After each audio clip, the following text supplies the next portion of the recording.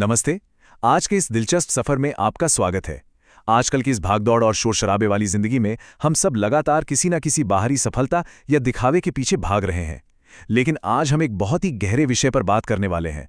आज हम जानेंगे कि कैसे अपने ही मन को समझकर हम रोजमर्रा के तनाव और मानसिक उथल-पुथल को एक गजब की आंतरिक ताकत और शांति में बदल सकते हैं। तो चलिए बाहर के शोर से भीतर के मौन तक की इस यात्रा को शुरू करते हैं। अब सबसे पहला और सबसे सीधा सवाल यही उठता है कि आखिर सच में शांत होने का मतलब क्या होता है। हम में से बहुत लोगों को लगता है कि बस चुपचाप बैठ जाना, किसी से दब जाना या अपनी असली भावनाओं को अंदर ही अंदर दबा लेना शांति है ना?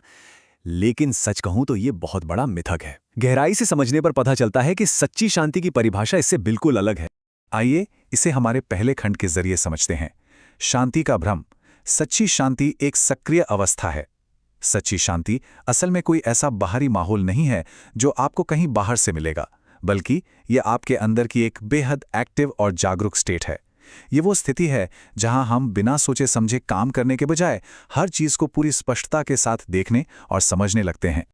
आपने अक्सर खुद में भी महसूस किया होगा, रिएक्शन यानी प्रतिक्रिया और रिस्पॉन्स यानी समझदारी से उत्तर देने के बीच बहुत बड़ा फर्क होता है।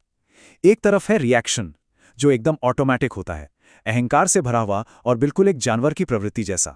दूसरी तरफ है रिस्पॉन्स, जो पूरी तरह से सजग है, समझदारी भरा है, और यही तो हमारी मानवीय चेतना का सबसे बड़ा गुण है। जब हम किसी बाहरी ट्रिगर पर बस आंख मूंदकर रिएक्ट कर देते हैं तो हम सिर्फ अपनी ऊर्जा बर्बाद करते हैं। अब ये जो हम अचानक से रिएक्ट करते हैं ना, इसके पीछे सबसे बड़ा हाथ किसका होता है? हमारे अहंकार का।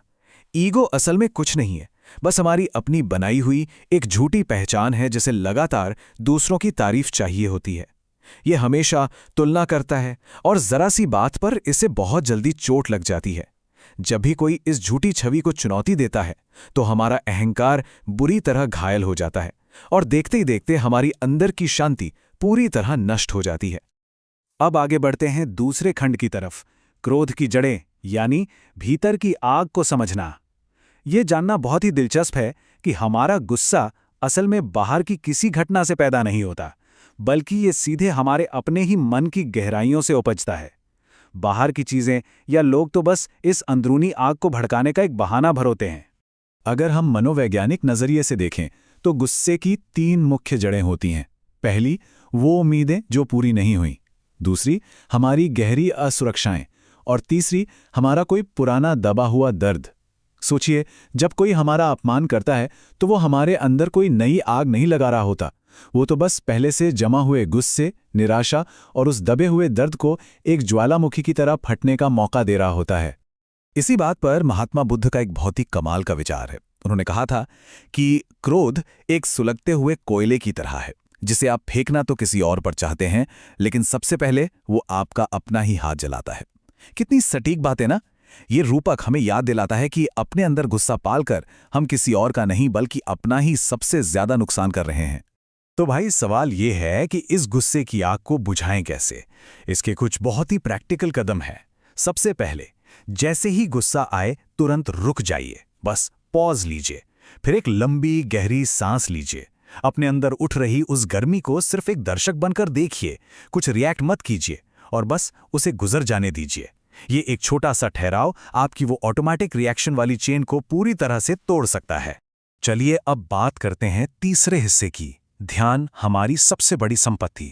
ये एक बहुत ही मॉडर्न और जरूरी कॉन्सेप्ट है। हमारा ध्यान या अटेंशन आज की इस भटकी हुई और शोर शराबे वाली दुनिया में हमारी अटेंशन से ज्यादा कीमती और कुछ नहीं है। सच मानिए, हमारा पैसा या रुतबा नहीं बल्कि हमारा ध्यान ही ये तय करता है कि हमारी जिंदगी कैसी होने वाली है। जरा सोचिए, हमारा ये जो ध्यान है वो एक बेशकीमती हीरे जैसा है, तो फिर हम इस अनमोल हीरे को बेवजह की नकारात्मकता, फालतू के झगड़ों और गुस्से के गटर में क्यों फेंक देते हैं? किसी की गाली या आलोचना पर अपनी मानसिक ऊर्जा खर्च करना बिल्कुल वैसा ही है जैसे अपने ही घर का दरवाजा हर अजनबी के लिए खोल देना और अपनी शांति को लुटने देना। असल में हमारा ध्यान जहां जाता है, हमारी दुनिया वैसे ही बन जाती है। अगर हमारा पूरा फोकस सिर्फ शिकायतों और दूसरों की कमियों पर रहेगा तो अंदर सिर्फ कड़वाहट ही पैदा होगी। लेकिन अगर यही ध्यान हम कृतज्ञता और अपने भीतर की रोशनी पर लगाएं तो मन में शांति खिलेगी। मान लीजिए 2 लोग एक ही सड़क से गुजर रहे हैं। एक को वहां सिर्फ कचरा दिखाई देता है, जबकि दूसरे को उसी सड़क के किनारे खिले हुए खूबसूरत फूल। दुनिया बिल्कुल वही है, लेकिन ध्यान से ही हमारी वास्तविकता तय होती है। अब हम आते हैं चौथे खंड पर, रिश्तों में शांति, जागरूकता के साथ संघर्षों को सुलझाना। रिश्तों का मामला तो हम सबकी जिंदगी का एक बड़ा हिस्सा है। ये हमारे सबसे खूबसूरत अनुभव भी हैं और कभी-कभी सबसे बड़े संघर्ष भी। जहां भावनाएं इतनी गहरी होंगी, वहां जाहिर सी बात है कि कुछ उम्मीदें भी होंगी और टकराव भी। रिश्तों में शांति बनाए रखने के लिए ये कुछ तरीके बहुत ही असरदार हैं। सबसे पहला और अहम, दूसरों को कंट्रोल करने की या उन्हें अपने हिसाब से बदलने की जो इच्छा होती है उसे छोड़ दीजिए। दूसरा, सामने वाले को सिर्फ जवाब देने के लिए मत सुनिए, बल्कि सच में उसे समझने के लिए सुनिए। बहुत ज्यादा उम्मीदों का बोझ भी कम करना होगा। और मौन को यानी चुप्पी को रिश्ते बचाने के एक टूल की तरह इस्तेमाल कीजिए, किसी हथियार की तरह नहीं। क्योंकि देखिए, सच्चा प्यार सिर्फ अपनाता है, जबकि किसी को बदलने की जिद सिर्फ कंट्रोल है। और अब हम इस पूरी चर्चा के सबसे गहरे और महत्वपूर्ण बिंदु पर आ गए हैं, जिसे कहते हैं साक्षी भाव या द विटनेस। अब इसे कोई भारी भरकम आध्यात्मिक शब्द समझकर छोड़ मत दीजिएगा। असल में ये आंतरिक आज़ादी का एक बहुत ही पावरफुल मनोवैज्ञानिक टूल है। ये वो मानसिक अवस्था है जहां हम अपने ही विचारों और भावनाओं को बिना किसी जजमेंट के, बिना उनसे जुड़े और बिना रिएक्ट किए बस देखते हैं। इसी के साथ हम अपने पांचवें और आखिरी खंड पर पहुंचते हैं, साक्षी होने की कला, भीतर के मौन केंद्र की खोज। बाहरी दुनिया के शोर से अंदर के गहरे सन्नाटे तक जाने का ये सबसे अंतिम पड़ाव है। चलिए अपनी रफ्तार को थोड़ा सा धीमा करते हैं और इसे महसूस करते हैं। इसे कुछ इस तरह विजुअलाइज कीजिए। मान लीजिए आपके विचार एक नदी की तरह हैं। उन्हें अपने आप नेचुरली बहने दीजिए। आपको बस नदी के तल की तरह एकदम स्थिर रहना है। मन में जो भी भावनाएं आ रही हैं, उन्हें आसमान में उड़ते बादलों की तरह आते जाते देखिए। और अंत में ये महसूस कीजिए कि आप कोई बादल नहीं, बल्कि वो विशाल आसमान है जो इन सबको देख रहा है। जब हम अपने अशांत विचारों से खुद को अलग कर लेते हैं, तब हमें अपने असली और स्थिर स्वरूप का पता चलता है। पता है, ये जो सच्चा मौन होता है ना, वो कोई खालीपन या बस सन्नाटा नहीं है, बल्कि ये तो हमारे अंदर बजने वाला एक बहुत ही सुकून भरा और गहरा संगीत है। जब हम अपने लगातार भागते हुए मन को फ्यूल देना बंद कर देते हैं, तो हमारा सारा अहंकार पिघल जाता है और बचती है तो बस एक गहरी शांतिपूर्ण जागरूकता, जो हमें सीधे इस पूरे अस्तित्व से जोड़ देती है। यहाँ एक बहुत ही खूबसूरत विचार है जिसे हमें कुछ पल रुककर महसूस करना चाहिए। जब मन पूरी तरह से शांत हो जाता है, तो अंततः आत्मा की असली झलक उभरकर सामने आती है। बाहरी दुनिया के शोर, तानों और अफरा तफरी के खिलाफ सच्ची आंतरिक शांति ही हमारी सबसे बड़ी और आखिरी ढाल है। बाहर चाहे जितना भी भारी तूफान क्यों ना हो, अगर भीतर शांति है तो वो कभी नहीं डगमगाती। तो इस पूरी चर्चा के अंत में हमारे सामने ये एक बहुत ही बड़ा और शक्तिशाली सवाल खड़ा है। आज हम अपने ध्यान रूपी इस अनमोल खजाने को कहाँ और कैसे खर्च करने वाले हैं?